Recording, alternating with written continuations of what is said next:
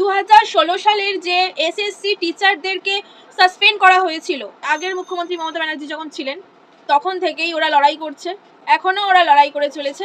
ওরা বিজেপিকে নিয়ে এসেছে কারণ যাতে ওদের চাকরি আবার ফিরিয়ে দেওয়া হয়। এখন ওরা মাননীয় মুখ্যমন্ত্রী শুভেন্দু অধিকারীর সাথে কথা বলতে চাইছে, কিন্তু উনি কথা বলছেন না। এই জন্য ওরা ধর্মতলায় সব আন্দোলন শুরু করেছে।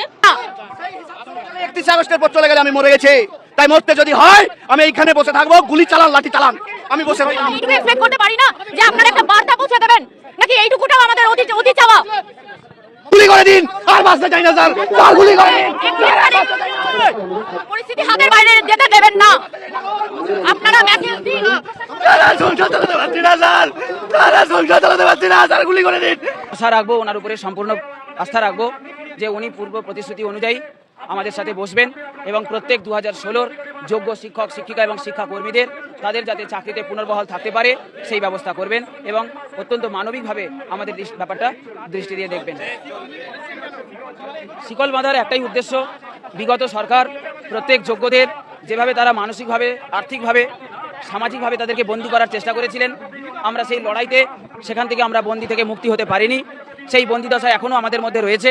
তাই বর্তমান সরকারের কাছে আমাদের একটা তীব্র কাতর একটা আবেদন যে আপনারা প্রত্যেক যোগ্য 2016 শিক্ষক শিক্ষিকা এবং শিক্ষাকর্মীদেরকে তাদের যথাযথ সম্মান দিয়ে তাদের চাকরিতে পুনর্বহাল করবেন।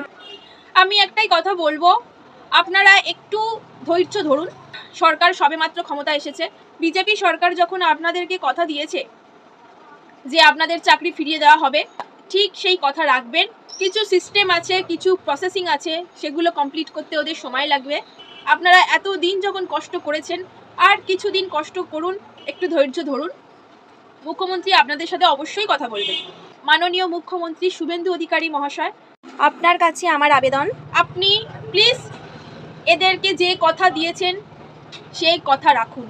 এরা অনেক আশায় ভোট দিয়ে বিজেপিকে ক্ষমতায় এনেছে, সুব্যবস্থা সুবিচার পাবে বলে।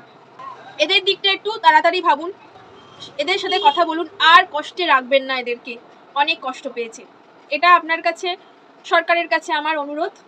আর আপনারা এনাদের কথা ভেবে অন্তত ভিডিওটা একটু শেয়ার করে দিন। আমার এই আবেদন যেন মুখ্যমন্ত্রীর কাছে পৌঁছে যায়, আপনারা একটু শেয়ার করে দিন। আমরা তো এদের পাশে থাকতে পারবো না, থাকার মতো আমাদের ক্ষমতা নেই। যেটুকু আমরা পারি এটুকুই না হয় আমরা করি।